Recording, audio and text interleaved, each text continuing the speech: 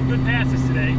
First time I'm running this thing in like over 70-degree weather. I think last time I was here, it was in the 60s, and we had the clutch problems. Best run this car ever did was like a 10.8 at 133, and immediately after, clutch was done, and I never did another run. So, little update, we now have the Monster triple disc in there.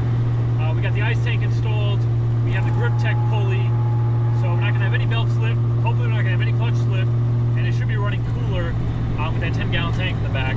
Alright guys, so I am heading over to the lanes now. Just pumped a bunch of ice, well, poured a bunch of ice into the tank.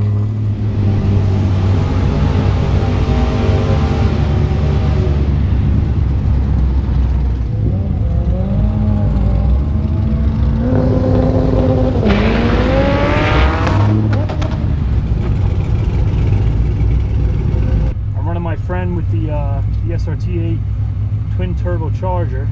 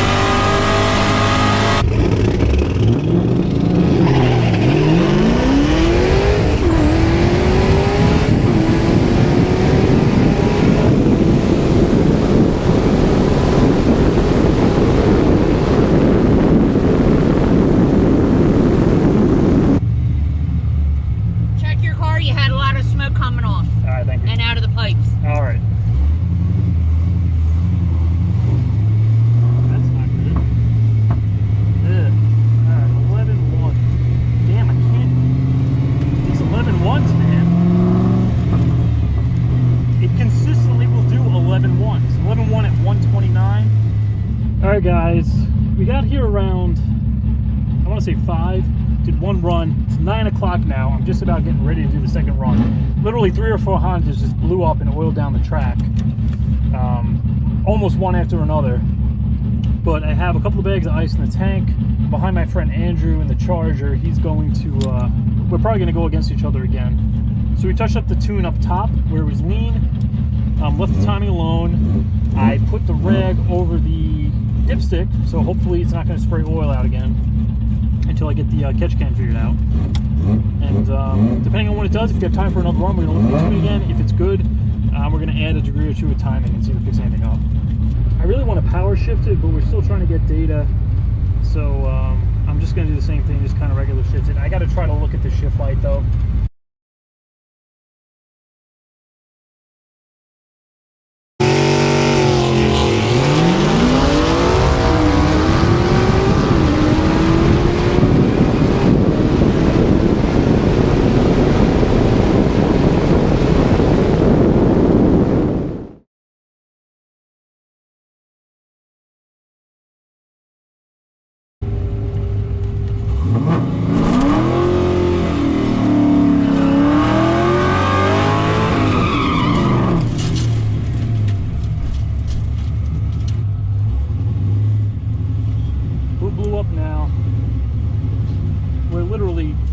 Track, ready to go.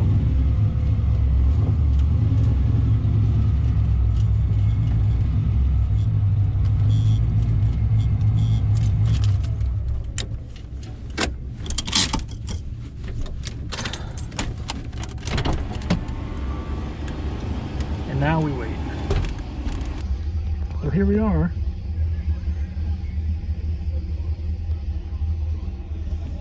Andrew's over there on the Charger. Data log going. I just turned the ice off, try to save whatever's in there. I don't know how long we're going to be sitting here.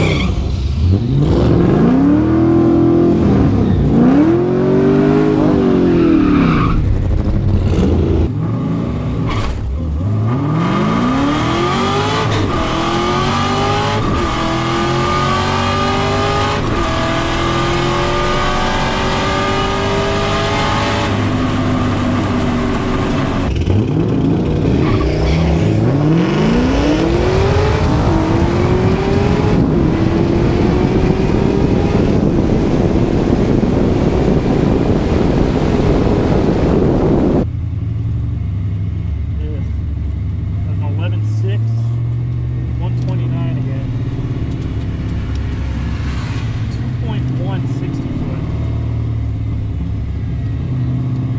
Charger ran a 10.0 though. Yeah, so as you guys can see, not the greatest day at the track. Aside from the minor issues I had with my car, the oil blowing out was caused from the catch can, which hasn't been set up right like ever, because when I brought it to get it tuned, they hooked it up and it was all basically tied into the vacuum, into the PCV system, so it wasn't actually venting. And when I actually hit boost, it would blow the dipstick out because the air has nowhere to go. The other thing is, I have no idea where I put the time slips. I had 2 of them. I know my times were, the first one was an 11.1, the second was like an 11.6, and the third was an 11.4. Only somewhat all right 60 foot was the first run. The 11.1 I did like 1.8. If I can find the slips, I'm going to put them up in a picture right at the end of the video so you guys can check them out. But other than that, just the countless breakdowns one after the other. They'll clean one up after like an hour and a half, 2 cars will go, and then another one will blow up. I mean, that was the worst thing of all. But all in all, I mean, the car made it back. As for the shifting, you can hear it's kind of grinding too. It's getting into 2 at least. Before I did the adjustment, I pulled the clutch out to the bell housing, and the adjustment, it actually wouldn't even go into 2. So the adjustment had something to do with it. But it's definitely a second gear synchro, so maybe over the winter we'll pull it apart and do something about it. If not, just completely swap the transmission.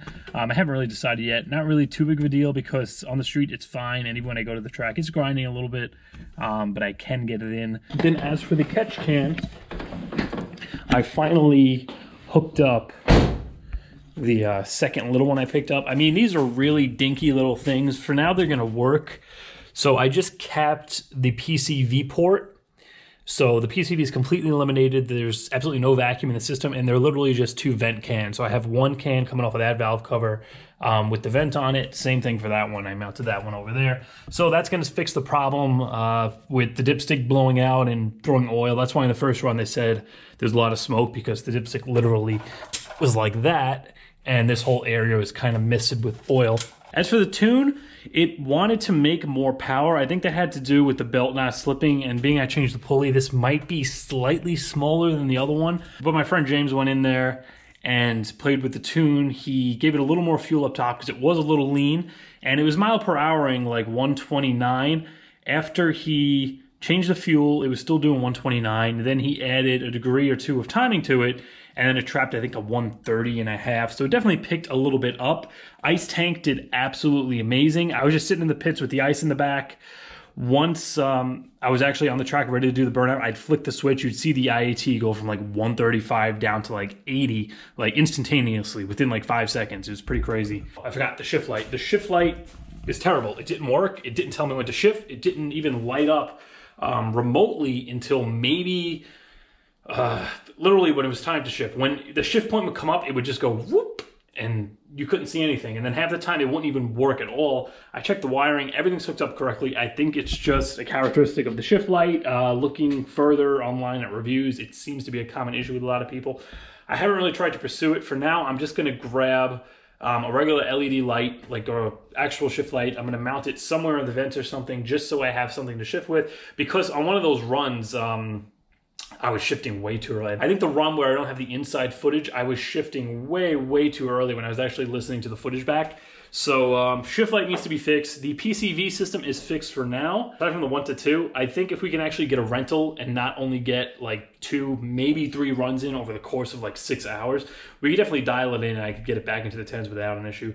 But I'm gonna keep my eye out for some rentals. Once the Charger transmission is back together, we're gonna see if we can kind of line something up where we could both run down there. Maybe grab a rental and hopefully get a lot more runs in than just 2 or 3 with a bunch of oilings down in between.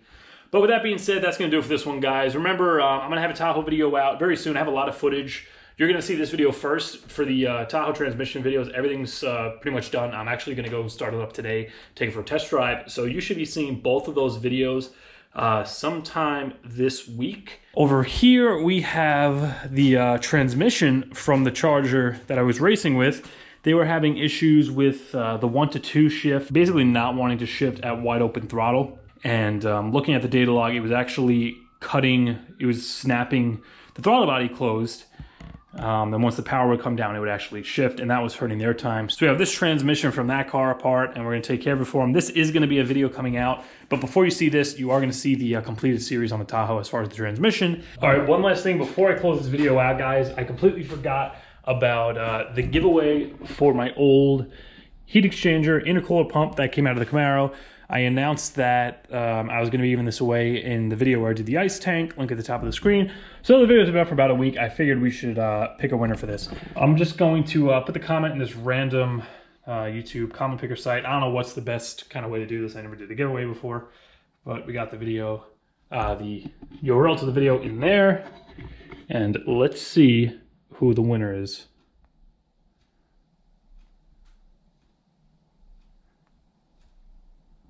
All right, we got 21 comments, and now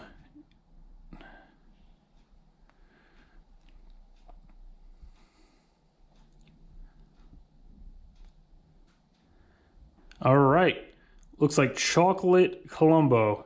I just bought a Pontiac Bonneville SSEI supercharged for $700. Pop-ups everywhere. I just bought a Pontiac Bonneville SSE supercharged for $700. I'm in the process of restoring it. I got a hell of a deal though. All right, so Chocolate Colombo, you are gonna be getting the Camaro's old heat exchanger pump. Make sure you message me through YouTube. That's the way that I'm gonna get in contact with you to ship this out. Don't do Instagram or anything, because you never know who might see it and just kind of claim to be you or whatever. So message me through your username through YouTube. And yeah, I'll get this thing shipped out to you.